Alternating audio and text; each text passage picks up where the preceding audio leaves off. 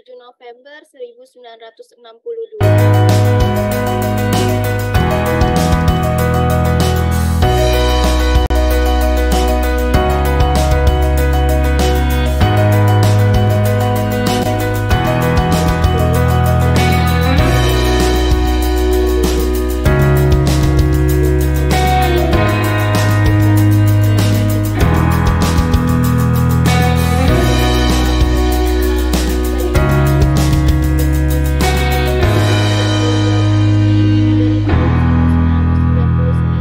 Sampai dengan 2012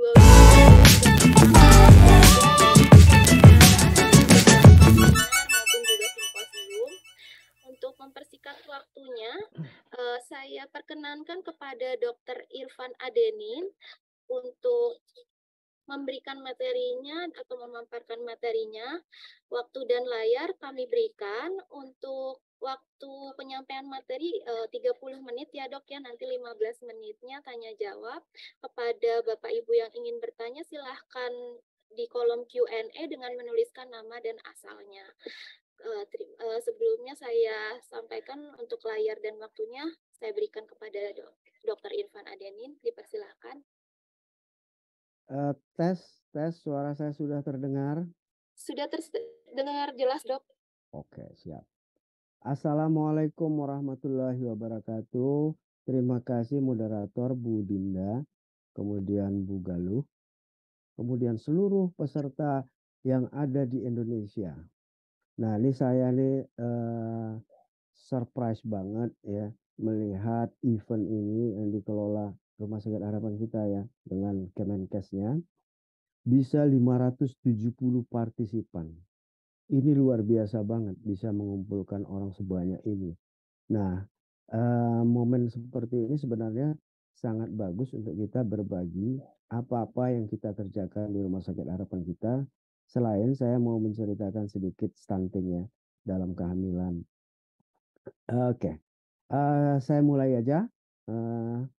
Hubungan stunting dengan kelainan dalam kehamilan. Jadi ternyata stunting itu banyak yang selama di dalam kandungan mempengaruhi terjadinya stunting. Kita bisa lihat nanti. Nah, stunting adalah gagal tumbuh ya bayi di bawah 5 tahun. Nah, kalau pada anak-anak ini karena kelainan gizi kronis, tapi tadi Dokter Novita juga udah menceritakan tentang protein, nggak ada tuh vitamin, nggak ada pada anak ya. Pada anak yang paling penting adalah protein. Nah, sama juga di kebidanan juga ternyata seperti itu juga. Tapi nanti kita uraikan lagi lebih dalam makro dan mikronutriennya. Kemudian kekurangan gizi terjadi sejak bayi dalam kandungan. Gitu. Jadi orang yang kecil ternyata di dalam kandungannya yang kecil dia. Pada awal kehamilan lahir akan tapi kondisi stunting baru nampak setelah bayi 2 tahun. Jadi kalau udah 2 tahun, nah ada yang catch up grow namanya. Catch up grow itu adalah dia kecil, tapi pada 1 tahun pertama dia mengejar ketinggalan. Kenapa? Karena di dalam dia kurang dapat makanan. Kenapa kurang dapat makanan? Karena fungsi plasenta terganggu. Kenapa fungsi plasenta terganggu? Karena pembentukan vaskularisasi di dalam plasenta terganggu. Nah, kenapa vaskularisasi terganggu? Wah, itu baru banyak banget faktor-faktor yang lain. Kemudian stunting juga mempengaruhi kekuatan daya tahan tubuh. Nah, si stunting ini jadi bukannya hanya tuh apanya aja ketinggiannya, tapi dia pinternya juga terganggu, fungsi kognitif. Nah, ini kita mau melihat nih Kemenkes tahun 2021 nih. Ini stunting di Indonesia nih masih di atas 24% tuh, tapi jadi masih tinggi banget ya. Karena dia kalau stunting dia akan mempengaruhi kecerdasan anak-anak Indonesia. Kalau kita anak-anak Indonesia ini stuntingnya 24%, artinya yang bisa bersaing di global itu cuman berapa? 76% yang bisa bersaing di era global gitu. Nah, jadi ini kita harus memperhatikan majunya negara mulai dari saat dalam kandung. Oke, faktor-faktor apa yang pada kebidanan ini yang mempengaruhi? Jadi ini ada beberapa ya, ada beberapa penelitian. Ini up to date ini adalah satu jurnal berbayar yang meng-up to date sampai 1 bulan sebelumnya. Jadi kita data-data 1 bulan terakhir kita bisa tahu dari up to date ini. Jadi saya dapat ini bulan Desember 2022, masih George Mendy ini udah mendapat data-data ini. Ya, apa data yang dia dapat sini? Jadi maternal faktor ini adalah yang terjadi karena poor nutrition during preconception. Dan terjadi pregnancy juga dan laktasi. Prekonsepsi ini apa? Jadi ibu belum hamil pun, ibunya kurus pun, jadi itu mempengaruhi stunting juga. Apalagi dia kehamilan. Kemudian fase laktasi. Jadi kalau dia menyusui dalam keadaan ibunya malnutrisi, ini protein yang dihasilkan oleh air susu juga akan kurang. Kemudian cold short maternal testatur. Nah ini kalau genetik nggak bisa ya. Kalau genetik ini kan udah polymorphism ya. Polymorphism itu adalah DNA-nya udah nggak benar. Mungkin DNA-nya nggak benar itu karena faktor kekurangan gizi juga, kekurangan mikronutrien, vitamin dan mineral. Tapi ini lebih ke arah genetik yang udah terjadi. Kemudian IUGR dan preterm. Nah, ini IUGR ini yang kita akan bahas di sini sama dengan makanan-makanan bayi apa-apa aja yang mempengaruhi ibu harus makan apa, berapa komposisinya. Nah, ini yang akan kita lihat nanti. Apa yang perlu? Apakah mineral, mikronutrien itu mempengaruhi stunting enggak? Mempengaruhi small for gestational age enggak? Nah, ini kita mesti lihat. Kemudian kawin muda. Ini bisa kita cegah ya, misalnya ibu di bawah 18 tahun ya nggak boleh di bawah 18 tahun dia menikah karena panggulnya tidak berkembang maksimal 18 tahun ke atas baru panggulnya maksimal. Di bawah 18 tahun panggul nggak berkembang maksimal. Nah, kalau kita melihat dari segi anatomi, artinya perkembangan itu semuanya juga akan mempengaruhi. Kemungkinan hormonal untuk kehamilan juga dipengaruhi. Nah, absorpsi pada plasenta uterus juga mungkin dia udah dipengaruhi. Jadi salah satu yang ini kita lihat bahwa adolesen di bawah 18 minggu ternyata mempengaruhi juga stunting. Oke. Mungkin ini bisa juga nanti dibagi-bagikan ke ini kan di seluruh Indonesia ya, ke dokter-dokter kebidanan di sana nanti kan ada beberapa pemeriksaan yang perlu. The modus association maternal underweight and child stunting. Jadi berat tahun 2010 Rahmi Agung, sorry, tahun 2016, 2016 Sari 2010, bahwa mereka sepakat bahwa ibu yang berat badan rendah atau yang malnutrisi, kalau kita lihat BMI nanti di bawah 20 atau kalau lebih detailnya lagi 18,5 ya. 18,5 maternalnya BMI-nya itu dia mempengaruhi. Oke. Yang sebelah kanan ini 18,5 underweight ini ternyata mempengaruhi stunting. Jadi ibu sebelum hamil tadi seperti kita bilang prekonsepsi pun dia mempengaruhi. Jadi apalagi dia dalam keadaan kehamilan. Nah, kita lihat berapa di BMC Women Health ya 2007 ternyata 20% tinggi. Jadi kalau kita lihat stunting 24% terjadi ya berhubungan lurus ini 20% underweight ya kalau dia underweight ya dia akan terjadi stunting di 24%. Kemungkinan 4%-nya itu faktor anak bukan anak-anak ya. Intrauterine nutrition, long term consequence for vascular health. Nah, ini ujung-ujungnya kalau kita melihat stunting ini kita lihat vaskular lebih dalam lagi. Kita akan cerita tentang gangguan vaskularisasi daripada keturunannya. Vaskularisasi termasuk apa? Termasuk jantung anak nanti. Jantung anak nanti dia akan terpengaruhi, dia mempengaruhi plasenta. Nah, jadi maternal malnutrition ini yang akan menyebabkan dia IUGR. IUGR ini adalah intrauterine growth retardation. Jadi bayi di dalam akan kekurangan makanan. Bayi berat badan di bawah 10%, terus kalau kita lihat dari kurve USG nanti ada gambar kurve USG, dia akan di bawah 10 persentil. Kemudian kalau dia lebih berat lagi, vaskularisasi ke bayi ke dari plasenta itu akan lebih akan mempunyai gambaran karakteristik tertentu. Kemudian intrauterine fat DHA ya, dan kawan-kawan DHA, DAA, macam-macam lah itu ahli gizi ibu-ibu lebih tahu lah kalau mengenai gizi ya. Akan berhubungan dengan hipertensi, akan menurunkan sensitivitas insulin terhadap glukosa di dalam sel. Nah ini jadi perlu kita melihat ini. Jadi selain dari stunting kita juga harus memperhatikan yang lain. Nggak stunting tapi dia hipertensi juga harus diperhatikan. Ini dari gizi. Kemudian inadequate supply mikronutrien, folat, asam folat ya, B9, iron ini akan mempengaruhi vaskularisasi health pada keturunan. Progeninya jadi agak kurang. Nah itu yang bisa menyebabkan ada gangguan jantung, hipertensi dan lain-lain. Oke, terus ini. Impaired placenta blood flow and suboptimal fetal nutrition, hypertension disorder of pregnancy, contribute intrauterine growth retardation, and jadi ini tadi saya bilang kelainan jantung anaknya pun dia bisa kelainan jantung. Kalau kita mengalami gangguan fungsi dari plasenta. Jadi kalau kita lihat tadi yang di atas bahwa gizi itu berat badan ibu akan mempengaruhi hipertensi juga pada ibu, ibunya akan hamil dengan hipertensi. Nah, kalau kita melihat seperti itu kita mesti mencari lagi, kenapa kok bisa hipertensi ibunya pada orang underweight ini?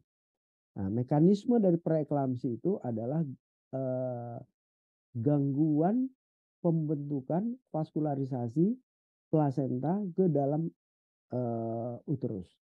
Jadi kalau si si plasenta ini tidak bisa memasukkan zat-zat tertentu untuk membesarkan aliran darah dari si rahim ke plasenta, dia terkompensasi akhirnya dia jadi hipertensi.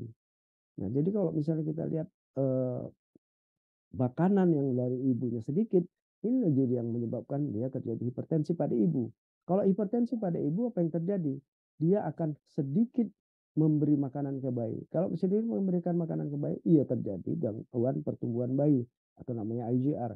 IGR tadi yang kita bilang adalah salah satu faktor yang menyebabkan terjadinya stunting pada anak.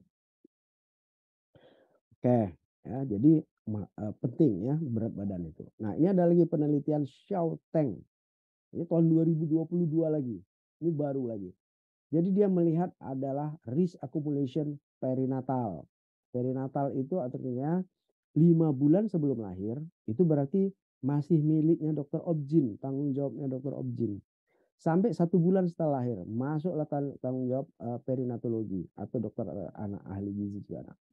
Nah, jadi mereka membuatlah satu penelitian. Penelitian ini stunting normal. Ternyata prenatal ini condition ini IUGR, ini tadi gangguan pertumbuhan bayi, preterm, low birth weight, berat badannya lahirnya rendah, low birth length, pendek badan bayinya kalau lahir. Ini kan termasuk 1 bulan tadi 1 bulan setelah lahir. Jadi ini sangat tinggi. Kalau lebih 1 ini kan ada 1, 2, 3, 4. Jadi dia buat scoring. Kalau di atas 1 scoringnya ya, dia stuntingnya 72. Normalnya 23. Tinggi. Nah, kemudian risk accumulation pada maternal condition. Kita lihat maternal condition. Nutrition during pregnancy. Weight gain. Weight gain ini adalah pertambahan berat badan. Nanti kita bisa lihat pertambahan berat badan kira-kira 0,5 itu pertambahan berat badan per minggu. Jadi 500 gram setengah kilo per minggu. Kita lihat bayi itu kehamilannya. Bagaimana nih? Kalau lebih dari 3, 10 nggak ada yang normal. Jadi artinya nutrisi pada maternal sangat penting. Kalau tadi perinatal masih ada 23 yang normal. Tapi kalau nutrisi during pregnancy nggak ada yang normal. Oke. Kemudian feeding practice ini mungkin bagian anak bagian anak ya.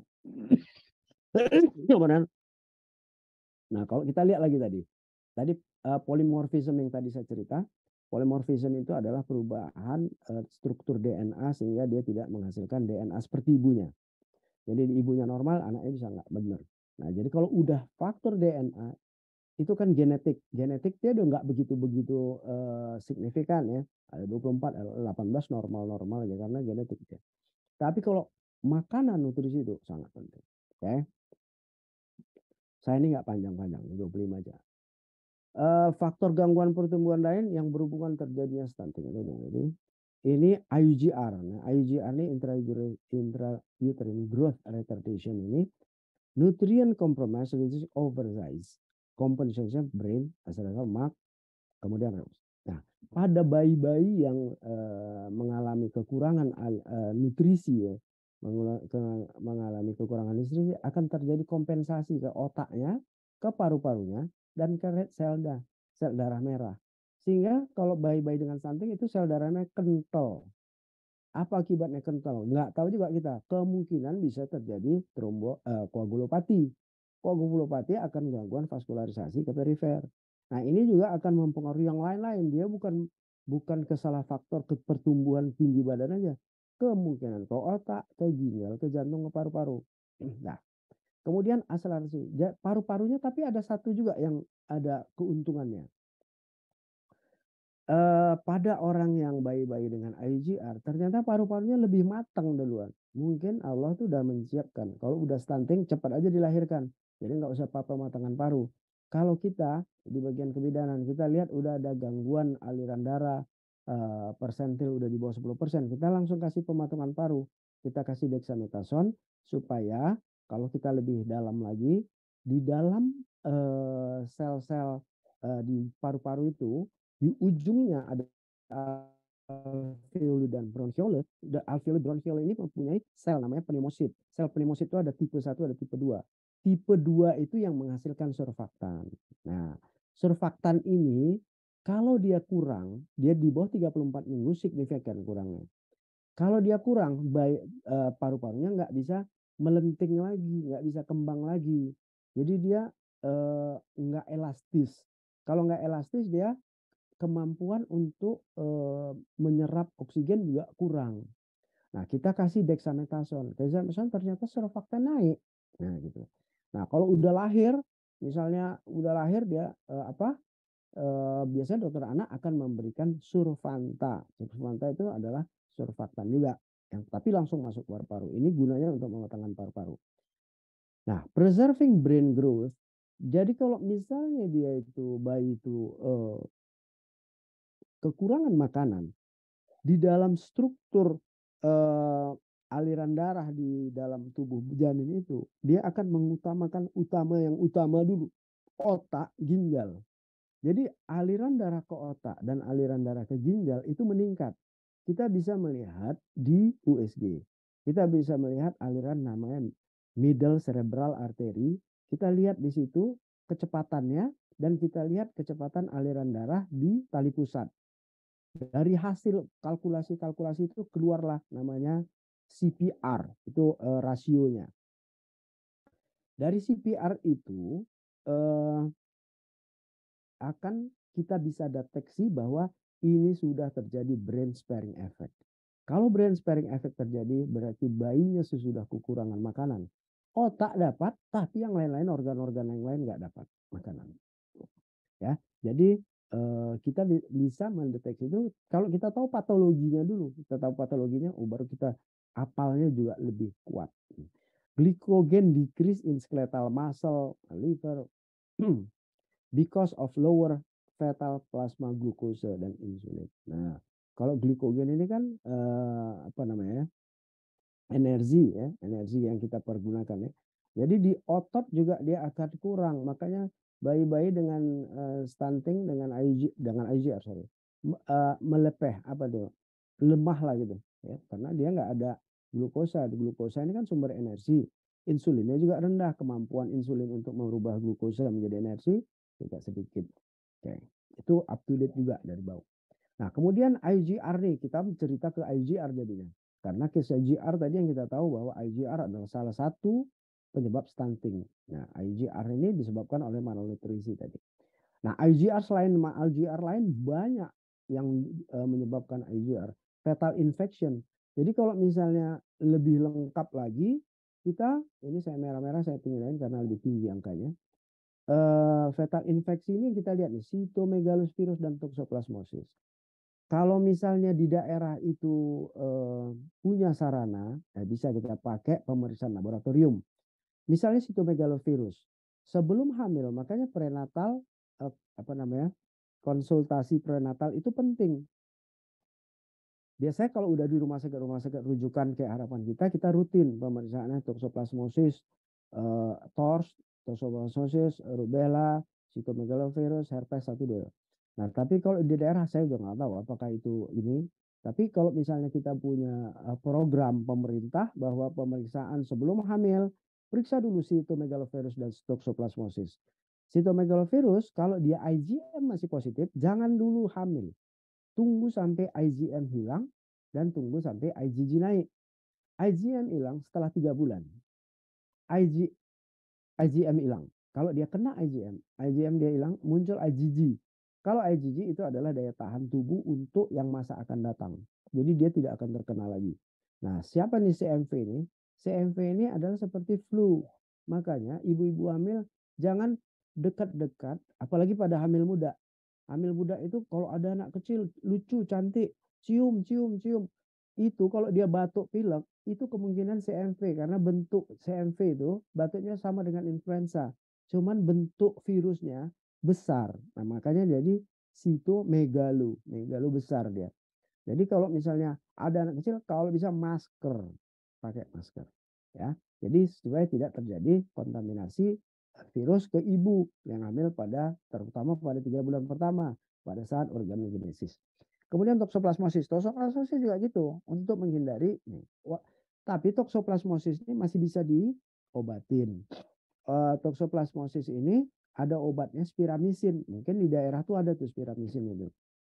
Tapi paling bagus juga seperti cytomegalovirus, kita tunda aja dulu kehamilan sampai 3 bulan. Turun 3 bulan IgM turun. Sebenarnya IgM itu bukan manifestasi virus. IgM itu, sebenarnya IgM itu bukan virus, tapi adalah manifestasi ada virus di situ. Gitu. Jadi kalau misalnya ada virus, misalnya kalau saya biasa menceritakan sama pasien saya, kalau ada maling di rumah kita, siapa yang keluar pertama? Adalah tetangga. Kalau rame di depan kita, berarti itu ada maling lagi di dalam kita. Berarti si virusnya masih ada, masih memakan-makan badan kita gitu. Tapi kalau udah polisi yang datang, biasanya malingnya udah ketangkap segala macam, udah ada security, malingnya udah nggak ada karena udah ada polisi. Jadi IgM itu adalah tetangga. IgM itu adalah manifestasi masih adanya virus. Ya. Nah, ini underlying etiologi 40%. Ternyata ada yang nggak bisa kita tahu. Itu memang ilmu Allah lah itu. Kita terbatas lah ilmu kita. Genetic disease hampir 30%. Kemudian apalagi ini? Systemic lupus erythematosus. Systemic lupus erythematosus ini adalah autoimun. Ya, autoimun ini apa dampak autoimun adalah koagulopati. Jadi menggumpal aliran-aliran darah dari plasenta dari plasenta ke bayi itu akan berkurang sehingga pertumbuhan bayi akan terjadi sedikit. Nah, ini akan UJR. Kemudian low pregnancy weight ini tadi sudah kita bicarakan bahwa yang penting gizi ibu jangan sampai underweight, ya mother weight. Ya. Jadi harus ibunya normal dulu status BMI-nya. Mikronutrien, nah ini ceritanya lagi nih, balik lagi. Tapi mikronutrien treatment interrelated IGR. Nah, kalau pada apa namanya? Pada kehamilan ternyata mikronutrien penting, ya. Penting karena di situ ada faktor vaskularisasi tadi. Jadi vitamin D tadi dia akan membantu pembentukan vaskularisasi. Salah satu penyebab gangguan vaskularisasi ini terjadinya preeklamsi tadi. Nah, tadi kan kalau sudah bayi vitamin D nggak begitu berfungsi. Kalau pada janin dia berfungsi. Dia berfungsi karena dia akan membentuk vaskularisasi, memperbesar aliran-aliran darah. Jadi dengan vitamin C D-nya yang tinggi, dia 60% akan menurunkan low birth weight. Ya, berat bayi akan naik. Kemudian iron juga berfungsi. Nah, zinc. Nah, zinc ini sekarang juga masih dalam apa namanya pembicaraan kalau setiap event fitomaternal, zinc ini masih dianggap sebagai faktor yang positif lah untuk pertumbuhan dari bayi. Oke.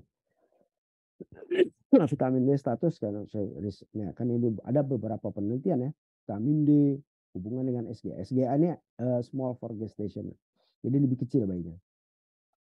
30% mother were folate deficiency not associated IUGR. Si Rondo bilang, Pak Rondo ini, bahwa asam folat yang kita makan, kan ibu-ibu ada makan asam folat ya kalau ada kehamilan 3 bulan pertama, itu lebih ke arah NTD, neural tube defect ya. Jadi kalau ada spina bifida, akrania, anencephaly, nah itu biasanya ke arah sana, bukan ke arah.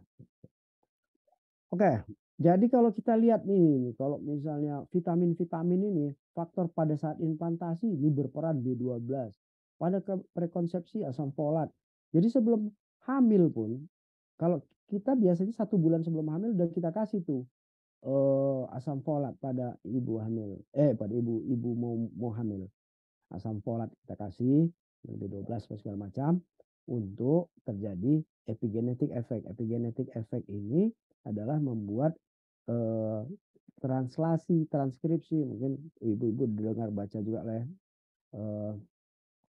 apa namanya, bagaimana DNA itu menghasilkan protein. Nah, itu ternyata itu faktor epigenetik namanya. Jadi itu yang dipengaruhi oleh asam folat. Jadi sebelum hamil makan dulu asam folat. Pada implantasi asam folat juga. Kemudian di mana perannya ini? Ini vaskularisasi hormon, ini semua vitamin. Jadi vaskularisasi tadi di plasenta itu dipengaruhi vitamin C, vitamin D, folat, kuprum, ferrum, zat besi. Nutrient transfer regulation ini juga pernah. Nah ini zinc tadi. Ini yang makanya saya bilang tadi masih dalam perdebatan. Jadi zinc itu ada juga pada di mana pengaruhnya di nutrient transfer regulation. Jadi mau dikasih masukan ternyata zinc berperan juga di situ. Kemudian pada turunan ini bagian anak-anak ya, bagi pediatrik, neurologic development. Jadi kalau misalnya vitamin ini bla bla bla, ini gangguan daripada fungsi daripada otak ya. Kemudian ini pada body consumption, lemak-lemaknya, tulangnya, ototnya. Morfologi organigenesis ini pendek atau enggaknya, itu termasuk dari obat-obat ini vitamin A, N dan lain-lain. Nah ini oleh Alison de Gernan. Nah ini juga yang terbaru juga. Nah bagaimana kita mendeteksi bayi dengan gangguan pertumbuhan? Nah ini tadi yang saya bilang, di bawah 10 persentil kita ambilnya di bawah 10 persentil. Kalau di bawah 3 persentil ya udah jelek banget. Ya. Jadi kita ambilnya di bawah 10 persentil. Ini adalah berat bayi di dalam kandungan sesuai dengan usia. Kita lihat dengan USG. Kalau kita lihat udah gangguan ada pertumbuhan, ya sebaiknya kita konsulkan ke dokter obgynnya. Si dokter, ya ini mungkin dokter obgyn ya, tapi konsulkan ke yang lebih tingginya lah, ke feto maternalnya, supaya feto maternalnya, tapi feto maternal ini sayangnya sedikit, masih belum ada di semua daerah. Di provinsi hanya beberapa aja. Jadi total feto maternal kita 150. Jadi belum tercover semua daerah-daerah, misalnya kabupaten, kota, apa segala macam belum ada. Nah itu bisa untuk kasus, kan ini nggak begitu banyak, gangguan IUGR itu nggak begitu banyak. Bisa yang IUGR itu langsung di refer ke kota untuk supaya di treat, lihat ada gangguan koagulasi nggak gitu. Atau bahkan ada gangguan absorpsi. Kalau ada gangguan absorpsi mungkin kita harus konsul ke gastroenterologi ibu. Nah, ibunya yang gastroenterologi. Jadi kalau misalnya gitu. Terus saya masih berapa menit lagi nih? Bu Dinda. Ya, mohon izin dok, menyampaikan 5 menit lagi. Berapa? 5 menit lagi dok. Oke, nah ini lebih ke arah ibu-ibu ya, ahli-ahli gizi ya. Nah, jadi berapa komposisi protein, ini mungkin udah pada tahu semua lah ini, pada pregnant woman. Protein, karbohidrat, lemaknya berapa. Oke. Ini juga komposisi ini mungkin perlu ditaruh di apa nih, di tempat praktek kita ya, ahli-ahli gizi ya. Tapi saya rasa udah ada. Ini saya aja ambilnya dari ahli gizi. Nah, kalau di bagian kebidanan nih kita punya apa namanya nih? Ukuran. Pada second trimester dia harus naiknya range in weight 0,5 kilo. Nah, 0,5 kilo ini pada trimester gambar yang pertama. sampai kalau range-nya 0,4 sampai 0,58. Jadi kalau dia underweight, kalau ibunya kekurangan, ya kekurangan makanan. Jadi ibunya berat badannya per minggu ditimbang supaya kita bisa menangani mentreat pasien-pasien dengan malnutrisi tadi. Jadi lebih banyak. Kalau misalnya dia normal weight ini pada BMI 18,5 sampai 24,9, ya kita 0,4 masih oke. Ya. Overweight, nah kalau overweight jangan terlalu banyak makannya. Ini kita nggak masuk ke sana lah ya. Kita ini kan arah yang malnutrisi. Jadi artinya orang yang malnutrisi, makanan per minggu pertambahan berat badan bayi juga harus lebih tinggi. Oke, ini juga ini tadi pertambahan kalori. Nah, ini sebentar. Pertambahan kalori pada 3 trimester ini 3.500 pada trimester ketiga, trimester kedua nih ya.